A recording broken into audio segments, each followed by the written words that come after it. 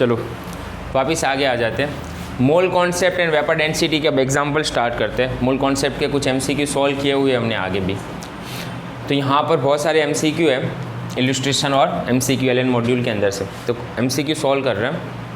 जितने भी क्लास हो रहे हैं ना मॉड्यूल के बेस पर कर रहे हैं और सीक्वेंस में जा रहे हैं। तो जब भी क्लास देख रहे हो मान लो यूट्यूब पर, तो सीक्वेंस में देखने की ट्राई करो और पूरे क्लास देखो। MCQ बहुत सारे सॉल्व किए हुए हैं जो नीट और JEE के लिए बहुत इंपॉर्टेंट है, तो नोट्स में लिख लिया करो अपनी। चैप्टर 1। अब MCQ कैसे सॉल्व करेंगे ना उसके फॉर्मूला बता रहा हूँ मैं तुम्हें। शॉर्ट ट्रिक मान लो, शॉर्ट ट्रिक जैसा कुछ होता नहीं यहाँ पर। पहले बेसिक कॉन्सेप्ट क्लियर करो आसानी से। कॉन्सेप्ट जब क्लियर हो जाते हैं उसके फॉर्मूला और जो की पॉइंट्स है वो लिख लो, फिर MCQ स्टार्ट करो। तो मैं तुम्हें MCQ सॉल्व करने के लिए क्या क्या पॉइंट्स तुम्हें पता होने चाहिए ना वो समझा रहा हूँ। कौन से टॉपिक से MCQ सॉल्व कर रहे हैं हम? तो मोल कॉन्सेप्ट एंड साथ में वेपर डेंसिटी से रिलेटेड जो MCQ है ना वो सॉल्व करेंगे। तो चलो मोल कॉन्सेप्ट के फॉर्मूला याद करो। तो हमें पता है मोल कॉन्सेप्ट या मोल वाले फॉर्मूला, जिसे मैं स्मॉल n से रिप्रेजेंट कर रहा हूँ यहाँ पर मोल को। तो मोल को हम 3 फॉर्म में लिखते हैं। 3 फॉर्मूला याद रखना। एक तो mole is equal to mass by molecular mass, अगर वेट के टर्म्स में लिखते हैं। खास याद रखना फॉर्मूला बहुत इंपॉर्टेंट है। अगर मान लो उसे हम वॉल्यूम के टर्म्स में लिखते हैं तो volume given volume in litre by 22.4 litre. And third, अगर नंबर के टर्म्स में लिखते हैं तो नंबर ऑफ एटम्स या molecules divide by Avogadro number. तो ये 3 फॉर्मूला तुम्हें क्लियर होने चाहिए, तीनों फॉर्मूला। अब कौन से टर्म्स में डेटा गिवन है और क्या फाइंड करना है। हाँ, सबके लिए एक इम्पोर्टेंट चीज़ बोल रहा हूँ। कोई भी गिवन है, वॉल्यूम गिवन है, नंबर गिवन है या मास गिवन है, सबसे पहले मोल निकाल लो तुम। अगर मोल आ गया तो फिर आसान है। एक और सब बढ़िया ट्रिक दे रहा हूँ मैं। कोई भी क्वेश्चन बिना फॉर्मूला भी अगर सॉल्व करना हो ना, तो अगर तुम्हें पता है 1 मोल स्टैंडर्ड, तो 1 मोल किसके बराबर होता है? उसके मॉलिक्यूलर मास के बराबर होता है। वॉल्यूम कितना होगा? 22.4 लीटर STP पर। और नंबर्स ऑफ पार्टिकल्स कितने होंगे? एवोगैड्रो नंबर के बराबर होंगे। तो ये वाली चीज़ खास याद रखना, ये स्टैंडर्ड है। तो 1 मोल की कंपेयर में उसका मॉलिक्यूलर मास है, वॉल्यूम इतना है और एवोगैड्रो नंबर है। अगर तुम्हें कोई बोल देता है कि हाफ मोल ले रहे हैं, तो हाफ मोल है तो उसका मॉलिक्यूलर मास हाफ हो जाएगा, वॉल्यूम हाफ हो जाएगा, नंबर ऑफ पार्टिकल्स हाफ हो जाएंगे। तो एक चीज़ बहुत इंपॉर्टेंट है ये। चलो यहाँ पर एवोगैड्रो नंबर कितने होते हैं? Na किसके बराबर है? एवोगैड्रो नंबर कितना? तो 6.022 10⁻23 पार्टिकल्स। तो ये भी याद रखना। जहाँ पर हमें एटम्स फाइंड करने होते हैं, मॉलिक्यूल्स फाइंड करने हो, जैसे कि H2O मॉलिक्यूल है, कितने एटम्स है उसमें? 3 एटम्स हैं।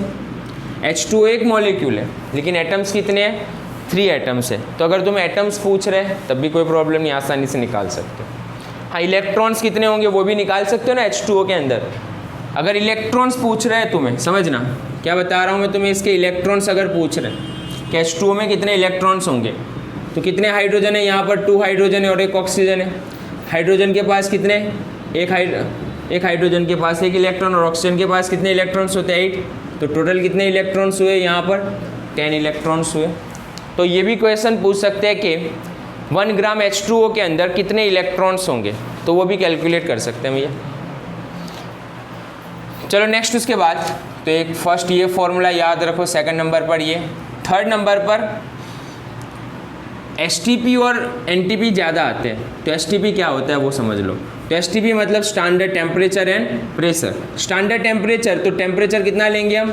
0 डिग्री सेल्सियस। सेल्सियस में लेंगे तो 0 डिग्री सेल्सियस, और केल्विन में लेंगे तो कितना? 273.15 केल्विन लेते हैं केल्विन में। और प्रेशर की जब हम बात करते हैं तो कितना होगा प्रेशर? तो 1 बार। तो ये कंडीशन को क्या बोलते हैं हम? STP, यानी standard temperature and pressure. Normal temperature and pressure में भी वही होगा। टेम्परेचर तो 0 डिग्री सेल्सियस ही NTP जिसे बोलेंगे हम। प्रेशर ATM में लिखेंगे।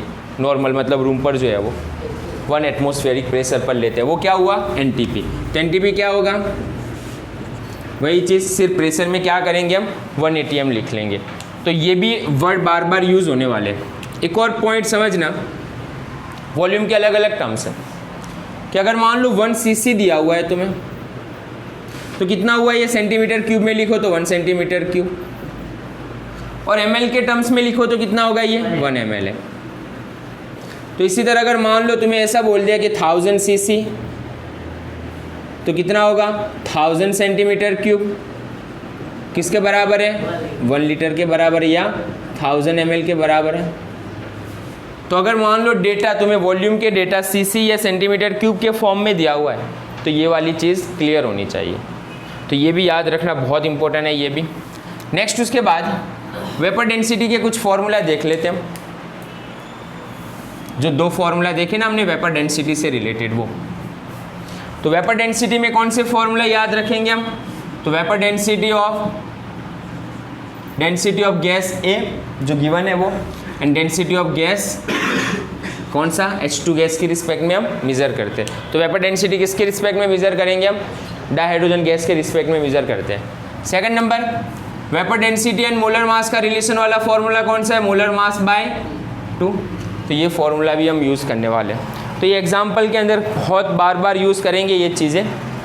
ओके, एक और चीज़ यहाँ से ही, कोई भी गैस अगर 1 मोल है, 1 मोल गैस कितना, 1 मोल गैस वो कितना वॉल्यूम है, कितनी स्पेस ऑक्यूपाई करता है स्टैंडर्ड कंडीशन पर एसटीपी पर?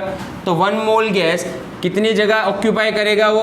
22.4 लीटर, इतनी स्पेस ऑक्यूपाई करता है, जिसे हम यहाँ पर लिखते हैं ना 1 मोल 22.4 लीटर। तो गैस के लिए यूज़ करते हैं, वो भी याद रखना होगा। तो वॉल्यूम जनरली किसके लिए निकालेंगे हम? ये वाला फॉर्मूला जो गैस होता है ना गैसियस फेस के लिए, उसके लिए ये ज़्यादातर यूज़ करते हैं।